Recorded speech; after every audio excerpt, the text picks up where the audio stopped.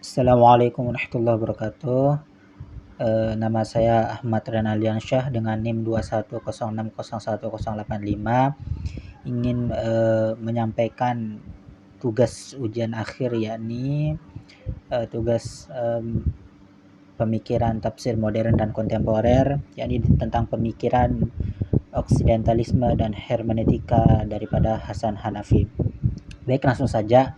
Yang pertama saya ingin membahas tentang biografi daripada Hasan Hanafi, yakni beliau lahir pada tanggal 13 Februari 1935 di Kairo, Mesir. Ia merupakan seorang yang keturunan Berber dan Badui di Mesir. Sejak kecil Hasan Hanafi merupakan seorang yang sudah dekat dengan Islam. Beliau pernah belajar pada syekh yang sangat terkenal pada masa itu, yakni Syekh Sayyid, dan bahkan dikatakan bahwasanya Hasan Hanafi menamatkan Al-Quran pada usianya yang 5 tahun. Kemudian beliau melanjutkan sekolahnya di sekolah Madrasah Sulaiman Gawis, dan pada saat kelas 5 beliau pindah kepada Madrasah Al-Silah Dar. Lalu pada saat Madrasah Tsanawiyah beliau berada di Khalil Agha, dan pada saat beliau Madrasah Aliyah beliau bergabung dengan Ikhwanul Muslim, yang dimana merupakan suatu organisasi yang aktif dalam diskusi-diskusi, sehingga pemikiran daripada Hasan Hanafi ini mulai berkembang, dan beliau sangat mengagumi daripada Sayyid Qutb dengan pemikirannya, yakni dengan keadilan sosial di dalam Islam. Lalu setelah itu beliau menyelesaikan S1-nya di filsafat Fakultas Adab di Universitas Kairo, lalu melanjutkan studinya di Prancis di Universitas Sorbonne dengan konsentrasi studi pemikiran barat modern dan pramodern.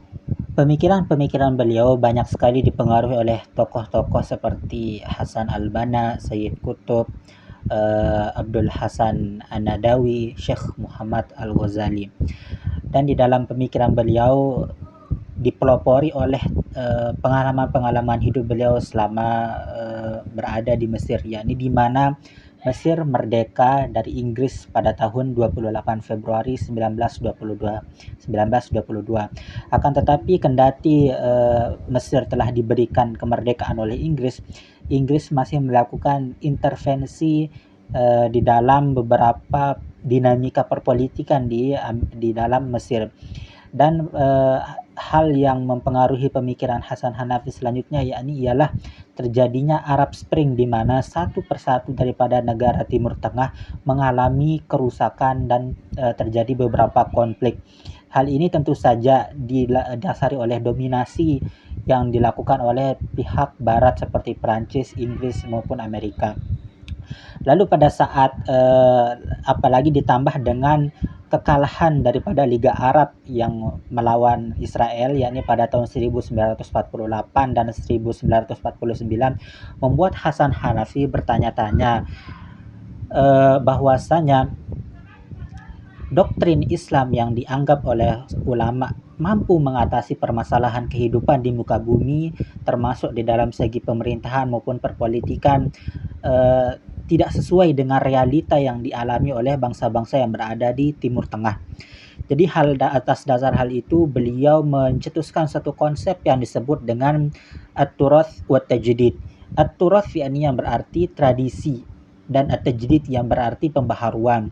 Karena beliau memandang bahwasanya doktrin fenomena yang terjadi di Timur Tengah bukanlah merupakan kesalahan daripada doktrin Islam itu tersendiri, akan tetapi berangkat daripada kesalahan para pemeluk-pemeluk Islam yang kurang memahami, kurang menyadari, dan kurang menerapkan daripada prinsip-prinsip atau konsep-konsep yang telah dituliskan di dalam teks-teks Al-Quran.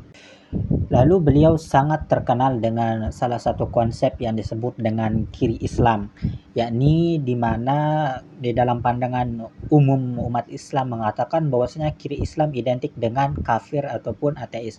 Akan tetapi menurut Hasan Hanafi bahwasanya paradigma tersebut merupakan peninggalan daripada penjajahan bangsa barat, sehingga menurut Hasan Hanafi bahwasanya kiri Islam bermakna bahwasanya defense terhadap pemikiran-pemikiran barat maupun kebudayaan-kebudayaan barat yang masuk yang bertujuan untuk melemahkan atau melenyapkan kebudayaan-kebudayaan asli ketimuran atau untuk memperkokoh yakni budaya daripada ketimuran. Hal inilah yang dituju oleh Hasan Hanafi, yakni untuk menyaingi daripada orientalisme, sehingga gerakan kiri Islam tersebut lebih dikenal dengan sebutan oksidentalisme, yakni suatu studi tentang orang-orang non-barat yang meneliti tentang dunia barat. Lalu selanjutnya kita akan membahas tentang hermeneutika Hasan Hanafi, di mana di dalam bukunya yakni At-Turath wa Tajdid, yakni tradisi dan pembaharuan, beliau berpendapat bahwasanya hermeneutika merupakan upaya daripada interpretasi wahyu dan merefleksikannya dengan realita sosial kemasyarakatan.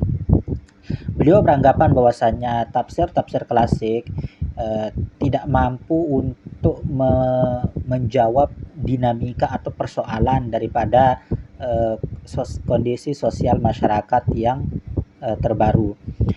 Lalu beliau menghadirkan suatu teori penafsiran yang disebut dengan hermeneutika sosial atau al-manhaj al-ijtima' fi tafsir, atau yang lebih sering umum dikenal di dalam ulumul tafsir, yakni tafsir tematik atau tafsir maudhu'i. Di dalam metode hermeneutika yang dijelaskan oleh Hasan Hanafi memberikan beberapa langkah di dalam hermeneutika tafsir, yakni yang pertama yakni merumuskan komitmen terhadap sosial politik.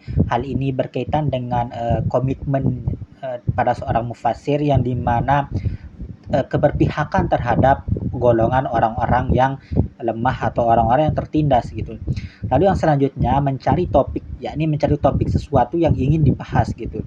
Lalu yang selanjutnya yang ketiga yakni seorang mufassir berusaha mensinopsiskan ayat-ayat yang berkaitan dengan topik yang akan dibahas, yakni berusaha untuk mencari dalil-dalil di dalam Quran yang sesuai dengan topik yang ingin dibahas.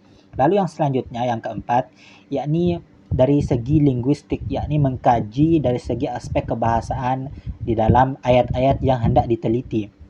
Lalu selanjutnya yang kelima yakni membangun struktur gitu. Membangun struktur setelah linguistik tersebut dicapai, lalu mencari makna daripada linguistik tersebut.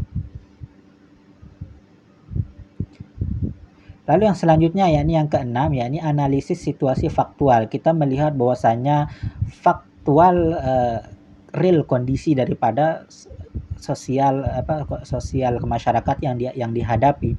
Lalu yang selanjutnya yang ketujuh yakni membandingkan yang ideal dengan yang real. Bahwasanya setelah kita mengetahui doktrin atau konsep yang ideal di dalam penafsiran Al-Quran, lalu kita membandingkan dengan kondisi yang ada di dalam dinamika masyarakat.